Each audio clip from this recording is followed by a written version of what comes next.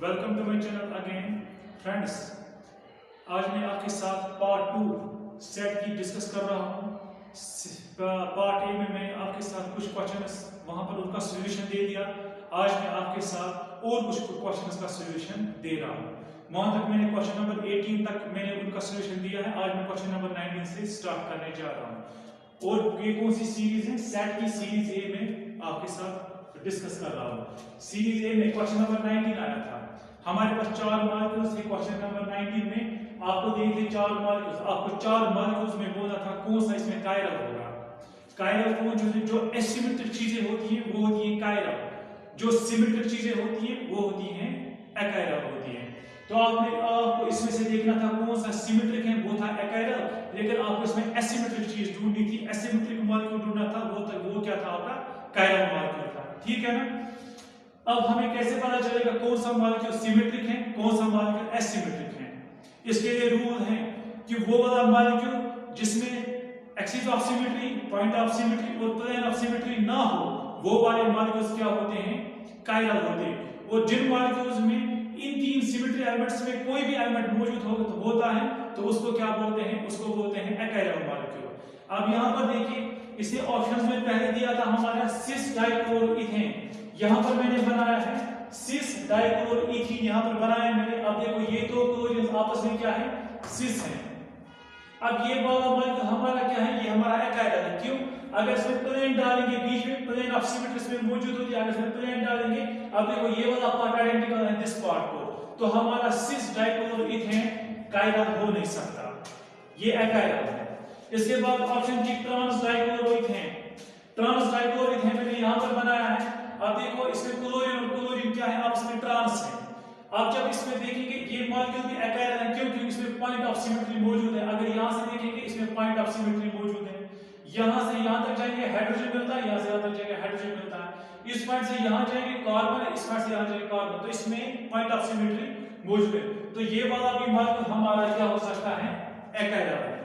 इसके बाद पूछा था सिस 1,2 डाइक्लोरोप्रोपेन की बात की, वो मैंने यहां पर बनाया सिस। क्लोरीन 2 है, सिस डाइक्लोरो है, डाइक्लोरोप्रोपेन है। अब ये भी हमारा क्या है? अकायरल है। अकायरल कैसे? इसमें होती है प्लेन ऑफ सिमेट्री मौजूद। अगर इसमें एक प्लेन डालेंगे, हाइपोथेटिकल प्लेन डाल, आप देखो ये वाला पार्ट आइडेंटिकल है इस पार्ट को, तो ये वाला पार्ट, ये वाला जो मॉलिक्यूल भी क्या हमारा है? अकायरल है। अब ये वाला पार्ट देखते हैं, तो ट्रांस 1,2 डाइक्लोरोप्रोपेन। ट्रांस 1,2 डाइक्लोरोप्रोपेन मैंने यहां पर बनाया। अब यहां पर देख लीजिए, अब देखिए इसमें क्लोरीन यहां पर है, क्लोरीन यहां पर है। इसमें अगर प्लेन डालेंगे तो प्लेन ऑफ सिमेट्री नहीं है, अगर पॉइंट डालेंगे पॉइंट ऑफ सिमेट्री भी इसमें नहीं है। अब पॉइंट ऑफ सिमेट्री में हमें जब जिस मॉलिक्यूल में पॉइंट ऑफ सिमेट्री होती है उसमें हर किसी जगह हर कोई एटम क्या होना चाहिए? ओबे करना चाहिए। फॉर एग्जांपल इसमें पॉइंट ऑफ सिमेट्री खाली क्लोरीन की नहीं ओबे कर रहे हैं, हम जा रहे हैं क्लोरीन से यहां तक और पीछे डिस्टेंस चाहते हैं तो क्लोरीन मिल रहा है। जहां से भी आप चलोगे ना तो हमें आइडेंटिकल आना चाहिए, आइडेंटिकल आना है। जैसे आप इस डायरेक्शन में आए हाइड्रोजन आया, इस डायरेक्शन में जाए हाइड्रोजन आया, यहां से यहां जाए कार्बन है, यहां से कार्बन आया। जहां जो आपका पॉइंट था, जब आप एक डायरेक्शन में चलोगे तो जो भी आपको वहां से आया, जब आप उसी डायरेक्शन बैक साइड में चलोगे आपको वही आइडेंटिकल चीज दूसरी साइड में भी आनी चाहिए। हर कोई चीज हर किसी जगह, तो वही उसी में होती है हमारा पॉइंट ऑफ सिमेट्री मौजूद। अगर कोई ऐसा मॉलिक्यूल था उसमें आप एक पॉइंट सेंटर पॉइंट से चले तो एक एटम आ गया, उसके बाद अगेंस्ट चले तो एक एटम आ गया, तो यहां पर तो पॉइंट ऑफ सिमेट्री मौजूद थी। लेकिन अगर आप दूसरी डायरेक्शन में गए, वहां पर एक पॉइंट आपको आया, वहां पर एक एटम था, लेकिन बैक में आए तो वहां पर दूसरा एटम था, तो हम बोलते हैं इस मॉलिक्यूल में पॉइंट ऑफ सिमेट्री नहीं है। हर कोई चीज में, हर कोई एटम में उनको क्या होना चाहिए? इक्वल एंड अपोजिट होना चाहिए। ठीक है ना? अब यहां पर देखेंगे, इसमें जब देखेंगे तो यहां से तो पॉइंट ऑफ सिमेट्री है, ठीक है, यहां से तो पॉइंट ऑफ सिमेट्री है, ठीक है ना, मगर इसमें हर किसी जगह पॉइंट ऑफ सिमेट्री मौजूद नहीं है। तो मेरे हिसाब से इसमें कौन सा ऑप्शन होगा? ट्रांस 1,2 डाइक्लोरोप्रोपेन होगा। ठीक है ना? इसके बाद एक क्वेश्चन नंबर 20, वो सीधा आया था विटामिन B12 में कौन सा हमारी रिंग मौजूद है? वो कोई, आपको याद रखना। इसके बाद एक क्वेश्चन नंबर 23, हमें ट्राई आयोडाइड आयन बोला था, ट्राई आयोडाइड आयन बोला था। ठीक है ना? यानी कि I3 नेगेटिव हमें बोला था इसकी शेप क्या होगी। अब शेप को समझने के लिए मैंने एक चार्ट बनाया है। इससे आप सिर्फ ट्राइहाइड्रेट आयन की ही नहीं, किसी भी मॉलिक्यूल, किसी भी एटम, ये मॉलिक्यूल या आयन की आप क्या बोल सकते हैं, शेप बोल सकते हैं। जैसे जब मैंने यहां पर बनाया sp, जब हाइब्रिडाइजेशन होती है तो उस वक्त मॉलिक्यूल का अरेंजमेंट किस तरह होता है, ज्योमेट्री किस तरह होती है, एक होता है सेंट्रल एटम, दूसरा ऐसे जुड़ के होता है, इसको बोलते हैं sp हाइब्रिडाइजेशन। तो इस वक्त ज्योमेट्री जब इस तरह होती है इसको बोलते हैं लीनियर, ठीक है ना, इसमें कोई पॉसिबिलिटी है नहीं। अब जब हमारे हाइब्रिडाइजेशन होती है sp2, वो मैं भी सिखाऊंगा आपको हाइब्रिडाइजेशन कैसे निकालते हैं विद इन सेकंड्स। आप देखकर कैसे बोलोगे मॉलिक्यूल्स की हाइब्रिडाइजेशन क्या है, बता सकते हैं आप। जब हाइब्रिडाइजेशन होगी sp2 तो मॉलिक्यूल की ज्योमेट्री किस तरह होगी, एक होगा सेंटर में सेंट्रल एटम और उसके साथ 3 लिगेंड्स होंगे। जब अरेंजमेंट इस तरह होगा, इस वाली ज्योमेट्री को कहते हैं ट्राइगोनल बाइपैरामीटर, और इस शेप को भी बोलते हैं ट्राइगोनल बाइपैरामीटर, जब 3 क्या होंगे, लिगेंड्स होंगे। अब मैंने इसे एक लिगेंड निकाला, उसके बाद डाला लोन पेयर, जैसे मैंने यहां पर एग्जांपल दी, यहां पर मैंने लिगेंड डाला, यहां पर सेंट्रल एटम है, यहां से मैंने इसको 2 लिगेंड जोड़े और एक के बाद मैंने दिया लोन पेयर।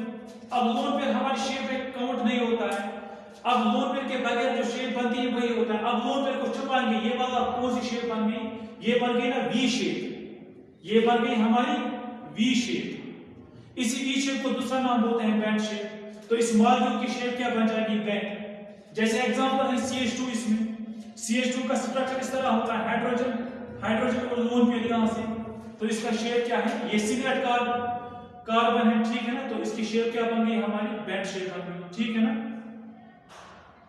इसी तरह हमारा है sp3, जब होती है हाइब्रिडाइजेशन तो उसमें अरेंजमेंट किस तरह होता है, बॉन्ड पेयर्स का सेंट्रल एटम A उसके साथ 4 जुड़ के होते हैं। जब इस तरह अरेंजमेंट होता है, इस वाली जियोमेट्री को बोलते हैं टेट्राहेड्रल।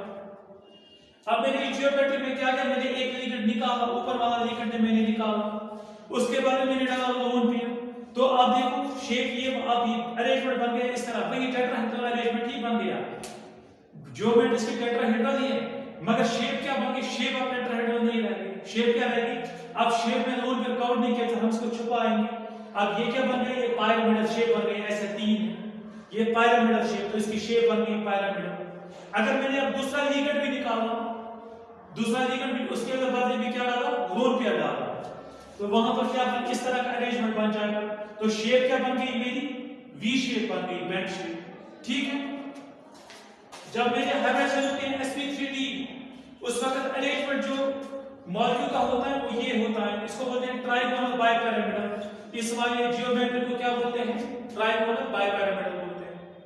अब इस ट्राइगोनल बाइपैरामीटर 2 तरह के बॉन्ड्स, इनको बोलते हैं एक्सियल बॉन्ड्स, इन वाले 2 को बोलते हैं इक्वेटोरियल बॉन्ड। ये ट्राइगोन है एक प्लेन में और इसके ऊपर है एक और इसके नीचे है एक। अब इसकी शेप, इसको क्या बोलते हैं, ट्राइगोनल बाइपैरामीटर, एक ऊपर से एक नीचे से। इनको जो ट्राइगोन होता है इनके बॉन्ड्स को बोलते हैं एक्सियल बॉन्ड्स, और जो ऊपर वाले उनको बोलते हैं इक्वेटोरियल बॉन्ड्स, ठीक है ना। अब जब लिगेंड रिमूव करना होता है वो इक्वेटोरियल बॉन्ड से नहीं रिमूव होता, वो एक्सियल बॉन्ड से रिमूव होता है, तीनों में से कोई भी आप निकाल सकते हैं। अब जब मैंने एक बॉन्ड यहां से लिगेंड रिमूव किया, इसका रीजन है कि एक्सियल से क्यों निकलेगा, तो मेरा डिस्कशन लंबा हो जाएगा क्योंकि मुझे यहां पर आंसर्स बताने, वरना मैं वो चीजें वो मैं यहां पर डिस्कस नहीं करूंगा, मैं यहां पर सिर्फ आपको कॉन्सेप्ट दे रहा हूं। अब देखो जब मैंने एक यहां से निकाला, अब एक लिगेंड निकाला, उसके बाद क्या डाला, लोन पेयर डाला, ठीक है ना। तो अब शेप क्या बन गई, एक ऐसे ऐसे और ऐसे, इस शेप को बोलते हैं सीसा शेप, ठीक है ना। अगर मैंने अब 2 लोन पेयर्स निकाले, 2 लोन पेयर वाला यहां पे, एक लोन पेयर वाला, 2, अगर मैंने 2 लोन पेयर्स, अगर मैंने 2 लिगेंड्स निकाले तो उसके बदले क्या आ जाएंगे, 2 लोन पेयर्स। तो मैंने 2 लोन पेयर्स एक्सियल से निकाले, 2 लिगेंड्स निकाले, तो वहां पर डाले 2 लोन पेयर्स। तो शेप क्या बन जाएगी, शेप लोन पेयर शेप में कवर नहीं होता, तो इन दोनों को छुपाओ, तो शेप क्या बन गई हमारी, टी शेप बन गई। तो इस वाले हमारी क्या शेप होगी, टी होगी, ठीक है ना। अगर आप मैंने 3 लिगेंड्स निकाले तो 3 के बदले क्या डाले, 3 लोन पेयर्स। यहां पर मैंने बनाया, अब 3 लोन पेयर्स आ गए एक्सियल्स में। अब हमारा ऐसी शेप बन गई, ऊपर बी, ए सेंट्रल एटम पर बी, लोन पेयर्स तो शेप में काउंट नहीं होते। अब आप देखो इसको छुपा के और इसको छुपा के ये शेप क्या बन गई, लीनियर बन गई। अब हमारा यही मॉलिक्यूल था I3 नेगेटिव, हमें इसका बोलना था क्या, शेप बोलनी थी। इसका मैं यहां पर करता हूं, अब मेरा था I3 नेगेटिव। अब इसका शेप कैसे, पहले का स्ट्रक्चर बनाना था, इसका स्ट्रक्चर कैसे बनाएंगे। ये I3 था, एक आयमान है सेंट्रल एटम, दो आयमान ऐसे पेरिफेरल एटम, जुड़े हुए एटम।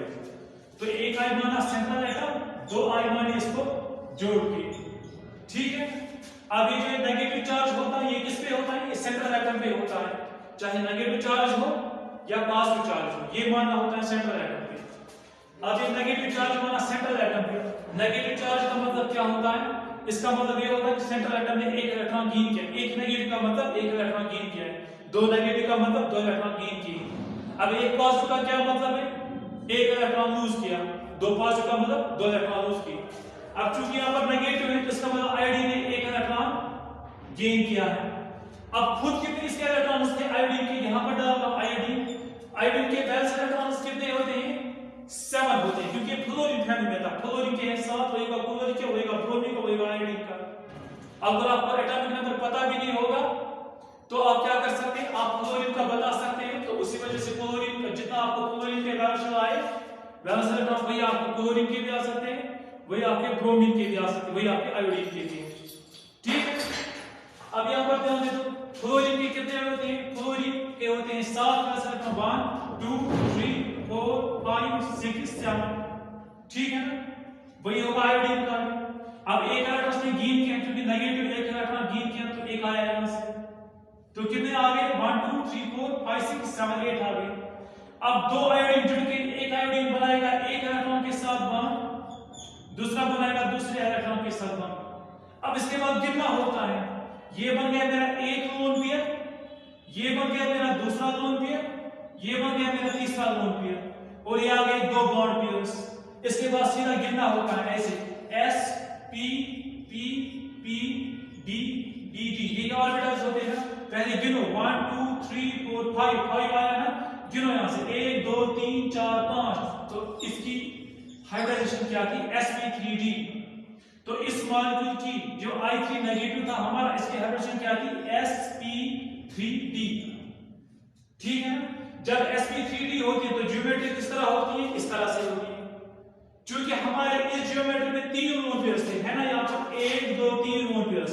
जब 3 लोन पेयर्स होते हैं, यहाँ पर 3 लोन पेयर्स होते हैं एक्सियल से, तो शेप क्या बनती है, लीनियर। तो हमारे I3 नेगेटिव की शेप क्या थी, लीनियर, वहां पर लीनियर ऑप्शन था, उसी को टिक करना था, तो शेप हमारी है लीनियर होती है, ठीक है ना। इसमें अगर कंफ्यूजन रहा आपको वाटर ये I3 का, तो आपको मैं थोड़ा इस पे 1 मिनट आपका मैं लूंगा, आपको मैं थोड़ा हाइड्रेशन पे 1 मिनट में थोड़ा आपको आइडिया दूंगा। जैसे हमारा वाटर है, इसका स्ट्रक्चर इस तरह होता है, एक लोन पेयर यहां से, एक लोन पेयर यहां से, इसकी हाइड्रेशन निकालनी है, सीधा आपको गिनना होता है, लोन पेयर्स बॉन्ड पेयर्स गिनने होते हैं। कितना गिनो 1 2 3 4 4 आए, यहां से गिनो 4 1 2 3 4 कितना आता है, sp3, इसका वजह से हाइड्रेशन होगी sp3। समझ में आया। आपके पास था अमोनिया NH3, अमोनिया का स्ट्रक्चर बना NH, और इसके पास क्या है, एक लोन पेयर। अब गिनो इसको 1 2 3 4 आ गया ना, यहां से गिनो 1 2 3 4, कहां तक है 4, यानी कि इसकी हाइड्रेशन भी sp3, ठीक है। सिर्फ आपको क्या करना होता है, गिनने होते हैं। आपको ये वाला पूछा गया, आपको पूछा गया NO2 का स्ट्रक्चर, NO2 पॉजिटिव का स्ट्रक्चर बता दो, NO2 पॉजिटिव का ये सॉरी हाइड्रोजन बता दो। सिंपली करो, नाइट्रोजन, इसके वैलेंस इलेक्ट्रॉन्स कितने हैं, 5, 1 2 3 4 5। अब जो पॉजिटिव चार्ज है, अभी मैंने बोला पॉजिटिव चार्ज का मतलब किस पे होता है, सेंट्रल एटम पे। पॉजिटिव चार्ज का मतलब एक इलेक्ट्रॉन लूज हुआ है, तो एक इलेक्ट्रॉन लूज हो गया लूज एक। अब ऑक्सीजन कितने हैं, दो ऑक्सीजन क्या बनाते हैं, डबल बॉन्ड, एक ऑक्सीजन आ जाएगा यहां से, एक ऑक्सीजन आ जाएगा यहां से। अब यहां पर शेप उधर इधर बन गई, आपको यहां नहीं देखना है शेप क्या बन गई, आपको सिर्फ निकालने हैं बॉन्ड पेयर्स, लोन पेयर्स। अब देखो कितने आ गए हमारे, तो ये बन गया हमारा। आपको हाइड्रोजन में एक चीज याद रखनी है, डबल बॉन्ड को भी मानना है सिंगल बॉन्ड गिनने के लिए, ये तो है डबल बॉन्ड, मगर आपको हाइड्रोजन निकालने के टाइम डबल बॉन्ड को भी मानना है सिंगल बॉन्ड, ट्रिपल बॉन्ड को भी मानना है क्या, सिंगल बॉन्ड। अब गिनो, ये बन गया हमारा 1 ये भी बन गया मेरा एक, वन वन कितना हुआ 2। इस डबल बॉन्ड को भी माना एक बॉन्ड, इस डबल बॉन्ड को भी माना मैंने एक बॉन्ड, वन वन कितना हुआ 2। 2 की जब 2 होता है नंबर 2 तो हाइड्रोजन क्या होती है 1 और 2 इस यहां तक आए sp, तो इस मॉलिक्यूल की हाइड्रोजन होगी क्या sp। जब sp होता है तो शेप किस तरह होता है, इस तरह नाइट्रोजन होगा इस तरह सेंटर में, यहां से होगा ऑक्सीजन, यहां से होगा ऑक्सीजन और इस पे नाइट्रोजन भी होगा पॉजिटिव, तो इसका शेप इसका लीनियर होगा। समझ में आया? जैसे एक और मॉलिक्यूल की मैं दिखाता हूं, बस 2 मॉलिक्यूल का मैं दिखाता हूं, उसके बाद मैं नेक्स्ट ये क्वेश्चन पे जाता हूं। जैसे आपको पूछा गया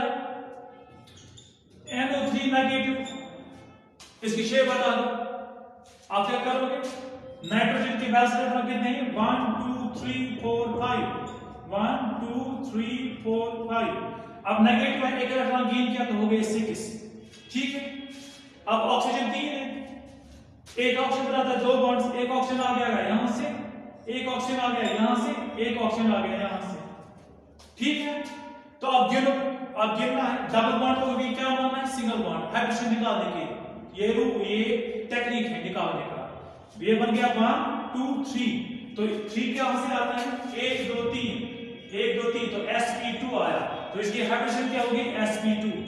फिर तो उसके बाद तो आया निकाल, जब हाइड्रोजन हो गया sp2 तो शेप कैसे चले, समझ में आया?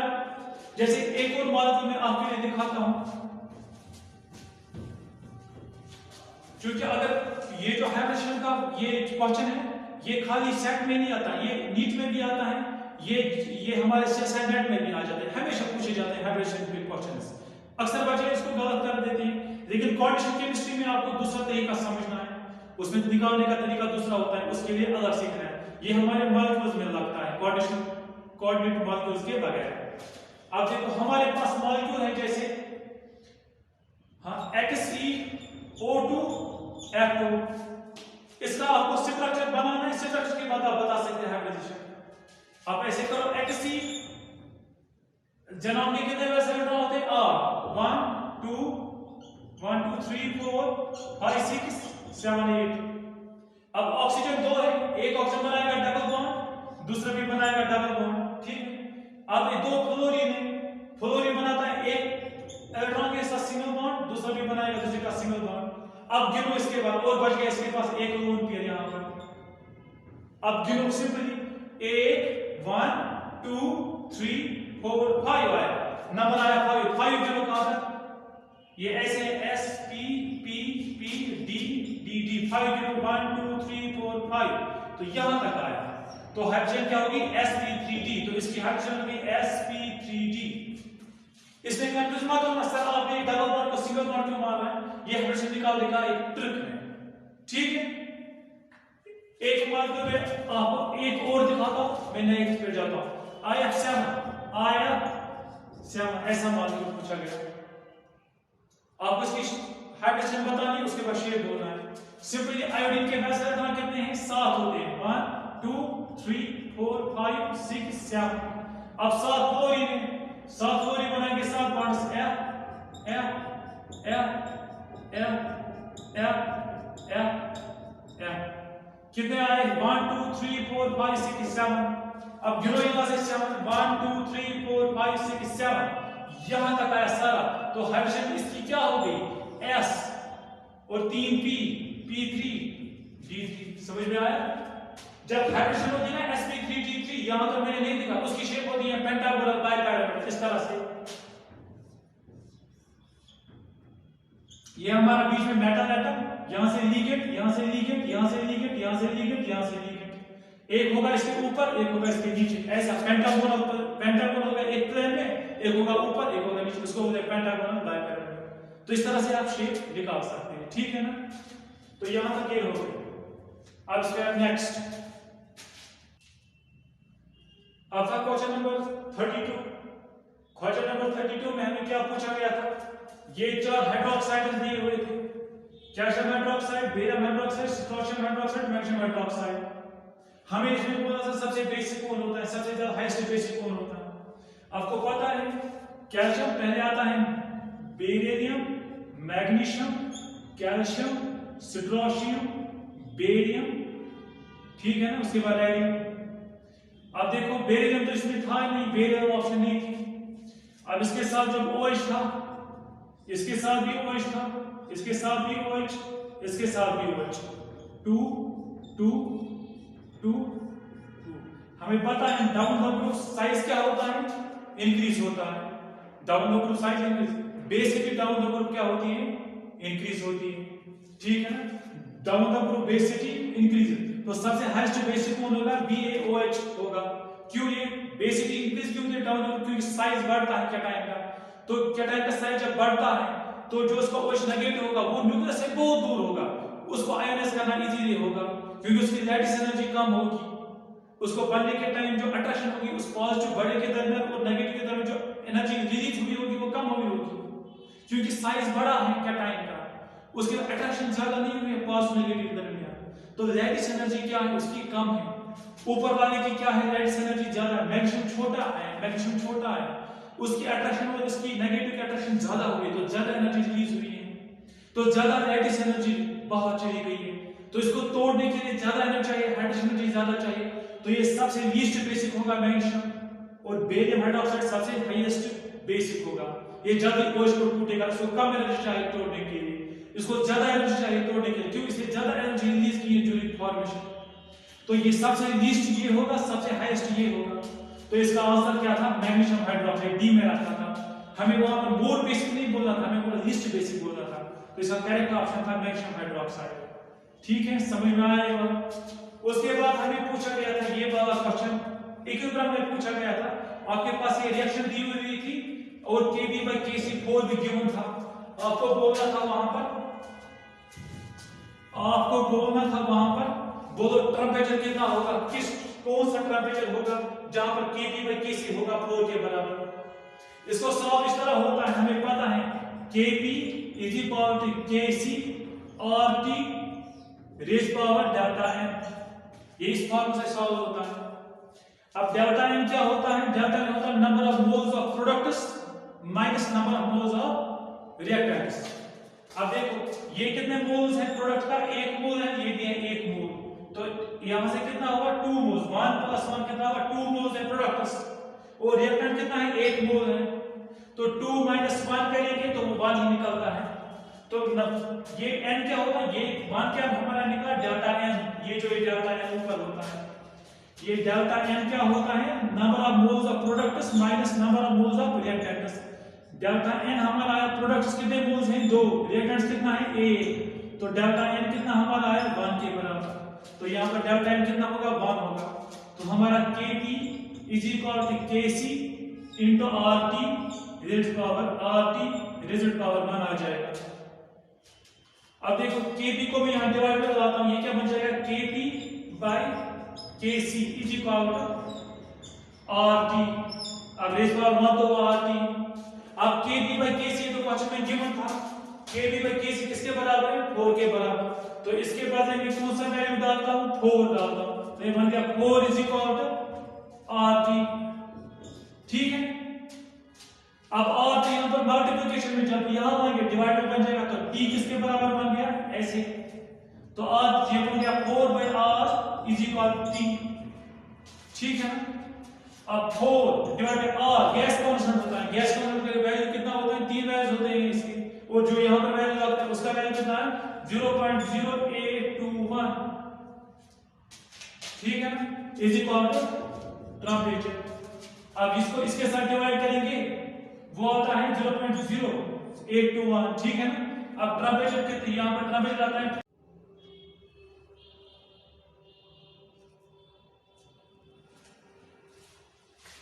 अब यहां पर 4 / 0.0821 और का वैल्यू होता है T।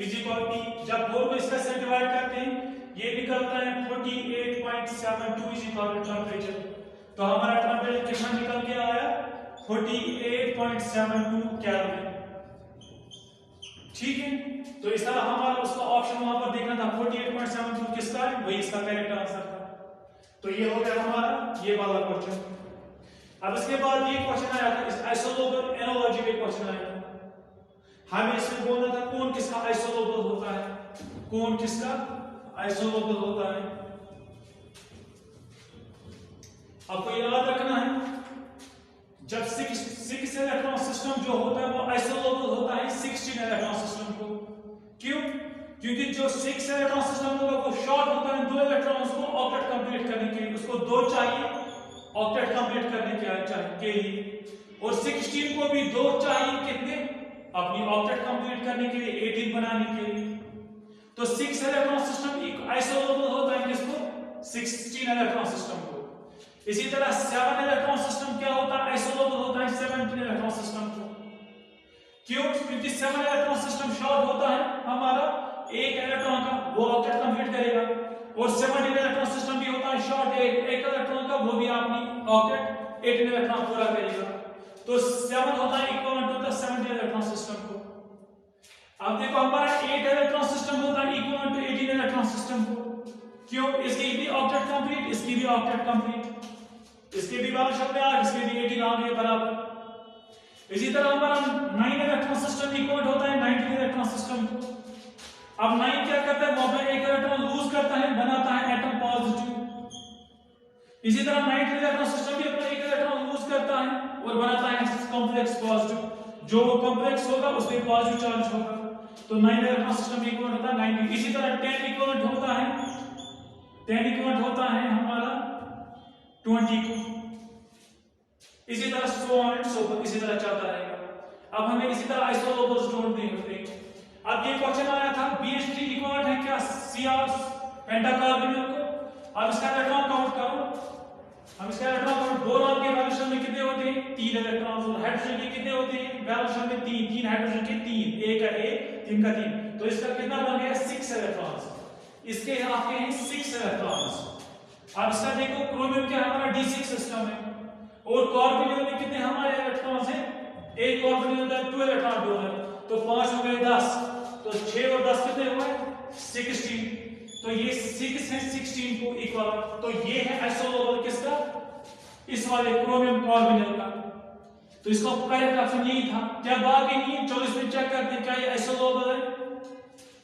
अब देखो इसमें मिथाइल हमारा है, कार्बन के 4 और मीथेन के कितने, ये 3 हाइड्रोजन के 3 कितने हुए 7 इलेक्ट्रॉन्स, इसके कितने हैं, ये D8 सिस्टम में होता है, और कार्बोनिल 4 के कितने हुए 8, 4 1 देगा 2 4 देगा 8, तो 8 कितना हुआ 16, तो ये 16 और 7 है, तो इक्विवेलेंट नहीं है, आइसोलेबल नहीं है।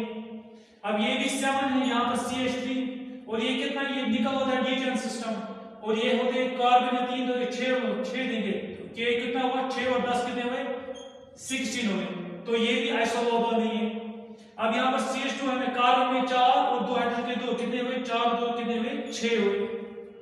अब यहाँ पर रेडियम हमारा D9 सिस्टम होता है, और कार्बन हमारा 3 के कितने हुए 6, और 9 और 6 कितने हुए 15, तो 15 6 का इक्विवेलेंट नहीं होता है। तो इस तरह इसकी आइसोलेबल एनालॉजी में BH3 इक्विवेलेंट होता है पहले वाले Cr CO5 का, तो इसका करेक्ट ऑप्शन यही था। ठीक है, इसके बाद है हमारा निकल। अब इसमें ग्राउंड स्टेट ढूंढनी थी, ट्रांजिशन के बाद क्या हो जाएगा, वो भी आसान था। हमारा निकल D8 सिस्टम होता है, जो हमारा कॉम्प्लेक्स वहां दिया हुआ था, हमारा कॉम्प्लेक्स जो वहां पर दिया हुआ था उसमें से हमें ग्राउंड स्टेट ढूंढनी थी, उसके बाद उसको ट्रांजिशन करना था, फिर बोलते हैं एक्साइट स्टेट क्या बन जाएगी। ये भी आसान था। जो उस कॉम्प्लेक्स में निकल था वो निकल 2 पॉजिटिव था, आप वहां पर चेक भी कर सकते हैं। निकल 2 पॉजिटिव की जब, और ऑक्टाहेड्रल सिस्टम था वो, जब उसकी इलेक्ट्रॉन कन्फर्मेशन करेंगे इस तरह आएगा,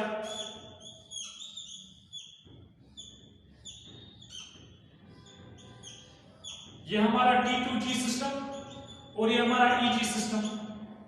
अब और डाल है 1 2 3 4 5 6 7 8, ठीक है। तो इस बार ये तो सिमेट्रिकल सारा बन जाता है, जब सारा सिमेट्रिकल बन जाए इसको बोलते हैं एक टर्म। अब इसमें कितने इलेक्ट्रॉन्स थे 2, तो इसकी स्पिन मल्टीप्लिसिटी, अब इसका टोटल स्पिन कितना बन जाएगा, इसका 1/2 प्लस इसका भी 1/2 प्लस, टोटल स्पिन कितना इसका बन गया 1। अब स्पिन मल्टीप्लिसिटी कैसे निकालते हैं, 2 × 1 + 1, तो वो कितना 2 1 हुआ 2 + 1 कितना हुआ 3, तो A3 थी इसकी ग्राउंड स्टेट, और यहाँ पर 2 और G जेराड 7।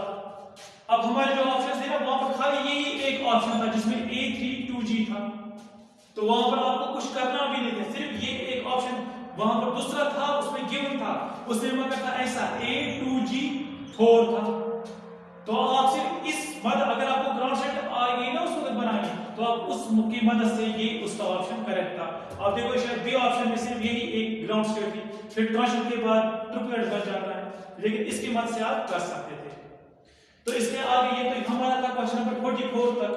ऑर्गेनिक तो मैं भी नहीं दिखा रहा हूं, ऑर्गेनिक में बड़े बड़े मैकेनिज्म वहां पर आपको थोड़ा सीखना है, उसकी बेसिक, इससे मैं उसको अलग डिटेल जब मैं ये वाला पोर्शन खत्म करूंगा उसके बाद मैं ऑर्गेनिक दिखाऊंगा।